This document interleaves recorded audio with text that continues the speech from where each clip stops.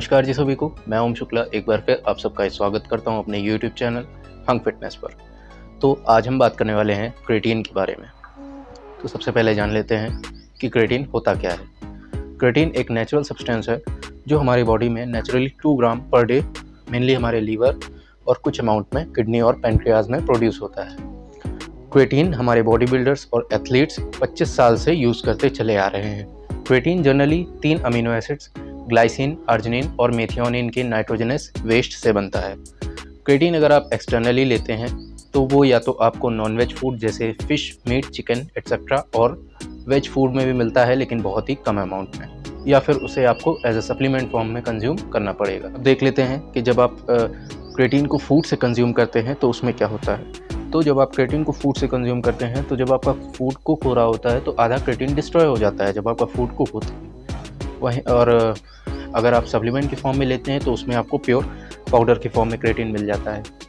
Food में आपका creatine का जो एब्जॉर्प्शन होता है वो बहुत ही धीरे होता है, वहीं आप सप्लीमेंट में लेते हैं तो आपका एब्जॉर्प्शन बहुत ही जल्दी होता है। क्रेटीन सप्लीमेंट आजकल कई प्रोडक्ट्स में यूज़ होने लगा है, जैसे whey protein, protein bars, energy drinks, pre workout, ऐसे कई प्रोडक्ट्स हैं जिसमें आजकल क्रेटीन का यूज़ होने लगा है। तो ये तो हो गया कि क्रेटीन होता क्या है। अब बात कर लेते हैं कि क्रेटीन आपकी बॉडी में वर्क कैसे करता है। तो मैं एग्जांपल लूँगा एक ऐसे पर्सन का जो क्रेटीन सप्लीमेंट के फॉर्म में नहीं लेता है। नॉर्मली उनका 2 ग्राम क्रेटीन बनता है बॉडी में।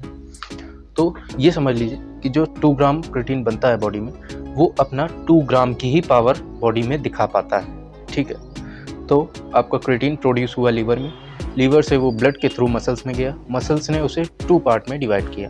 पहला सिंपल क्रेटीन, दूसरा क्रेटीन फॉस्फेट। फिर वहाँ पे बनते हैं एटीपीज और एडीपीज। फिर जब क्रेटीन का सारा यूजफुल प्रोडक्ट बन जाता है वहाँ पर, तब बचता है उसका वेस्ट प्रोडक्ट जो होता है क्रिएटिनिन।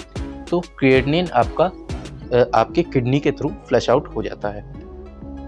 अब बात कर लेते हैं एटीपीज और एडीपीज क्या होते हैं। एटीपीज एडिनोसाइन ट्राइफॉस्फेट और ADP adenosine diphosphate. Adenosine triphosphate mainly 3 phosphate molecule से बना होता है। तो जब आप एक्सरसाइज करते हैं तो आपकी बॉडी एटीपी को कंसिडर करती है एनर्जी के फॉर्म में मॉलिक्यूल लेने के लिए।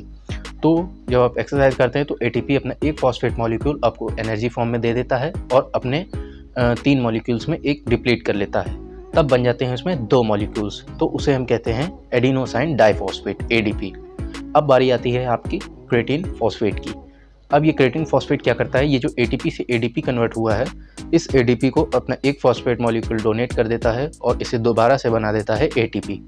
तो ये जो एडीपी को एटीपी में कन्वर्ट करता है ये बहुत ही थोड़े टाइम के लिए करता है, क्योंकि आपकी बॉडी में नेचुरली जो क्रेटीन है वो अपना उतनी ही पावर दिखा पा रहा है। तो उससे क्या होता है, अब जब आपका एडीपी से एटीपी दोबारा कन्वर्ट हुआ तो आपको वो फिर अपना एक मॉलिक्यूल देगा और आपको फिर पावर मिलेगी अपना वर्कआउट करने के लिए।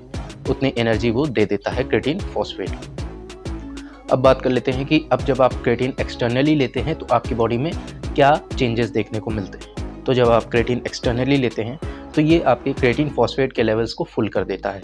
इससे क्या होता है, इससे जब भी आपके एटीपी एडीपीज में कन्वर्ट होते हैं तो ये क्रेटीन फॉस्फेट एडीपीज को एटीपीज में ज़्यादा बार कन्वर्ट कर सकता है, क्योंकि अब आप क्रेटीन एक्सटर्नली ले रहे हैं ज़्यादा डोज में। तो ये था कि क्रेटीन वर्क कैसे करता है आपकी बॉडी में। अब क्रेटीन से जुड़े हुए कुछ बेनिफिट्स के बारे में बात कर लेते हैं। तो जब आपके ज़्यादा एडीपीज एटीपीज में कन्वर्ट होंगे तो आपको वर्कआउट के दौरान ज़्यादा एनर्जी मिलेगी, स्ट्रेंथ ट्रेनिंग के दौरान आपको ज़्यादा एनर्जी मिलेगी।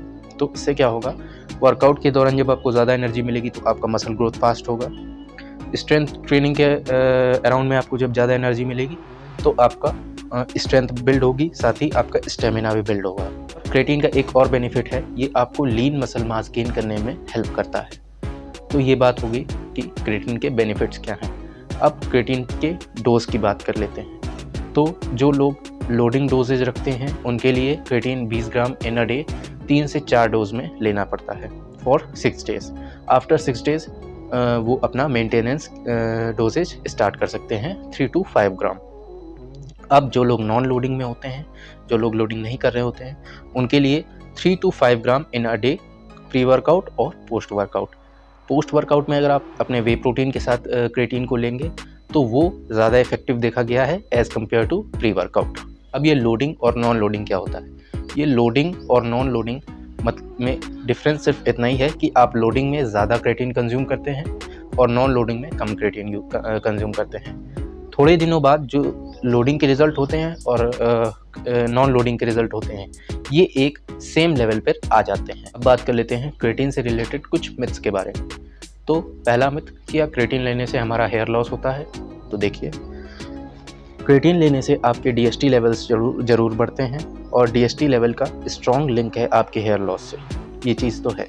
लेकिन ये ज़रूरी नहीं कि DHT लेवल्स आपके क्रेटीन लेने से ही बढ़े हैं। DHT लेवल्स और अदर रीज़न से भी बढ़ते हैं, जैसे आप स्ट्रेस ज़्यादा लेते हैं, आप हार्मफुल केमिकल्स के बने हुए शैम्पूज़ यूज़ करते हैं, तो इस वजह से भी आपका DHT लेवल बढ़ जाता है और आपका हेयर लॉस होने लगता है। बात कर लेते हैं कुछ रिसर्चेस के बारे में।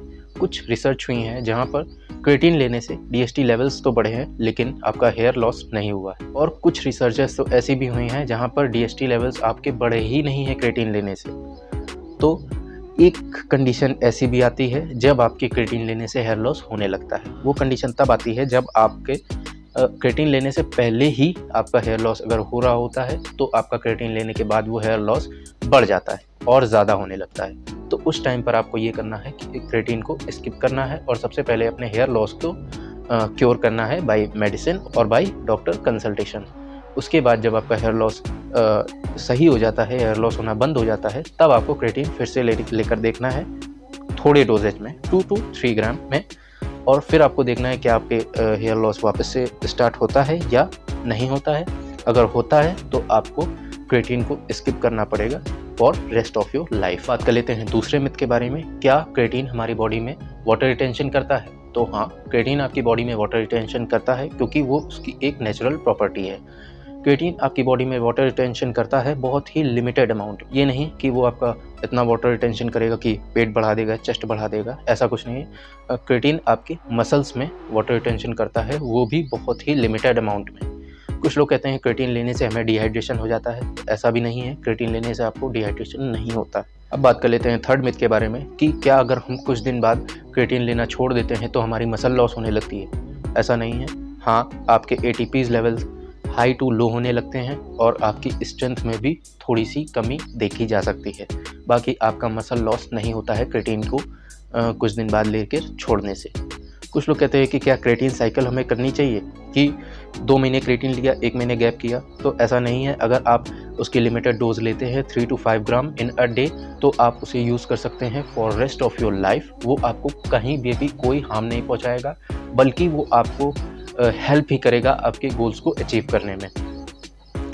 फोर्थ मिथ के बारे में बात कर लेते हैं। तो फोर्थ मिथ हमारा आता है कि क्या हमारी किडनी ख़राब हो जाती है क्रेटीन लेने से? तो देखिए, किडनी का ख़राब होने से लिंक सीधा जाता है क्रेटिनिन लेवल से पे।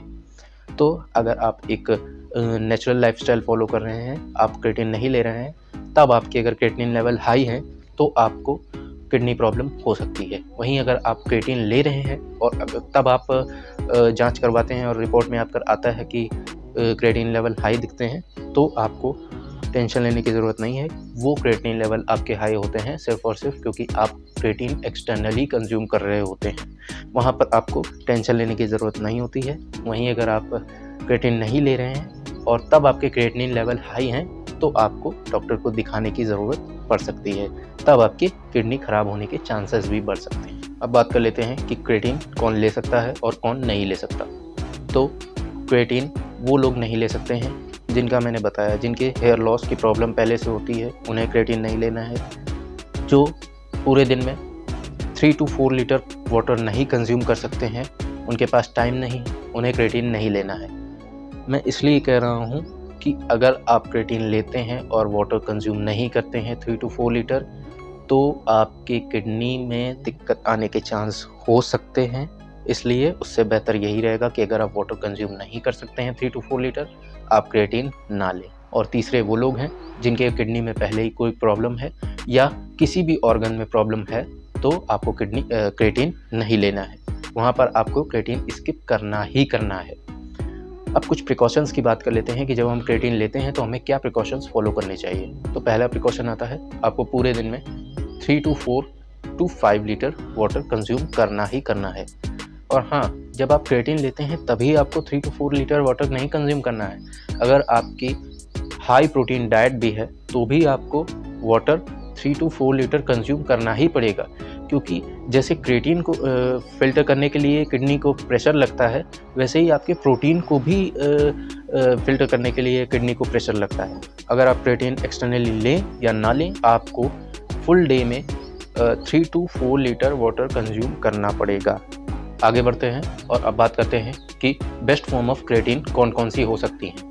तो क्रिएटिन की आजकल कई फॉर्म मार्केट में अवेलेबल है, जैसे creatine HCl, creatine ethyl ester, creatine monohydrate, liquid creatine, buffered creatine, कई सारी फॉर्म्स आजकल मार्केट में आ गई हैं। तो इसमें से आपको चूज़ कौन सी करनी है, बेस्ट फॉर्म कौन सी हो सकती है। तो देखिए, ओल्डेस्ट, चीपेस्ट और सेफेस्ट फॉर्म है आपका क्रिएटिन मोनोहाइड्रेट।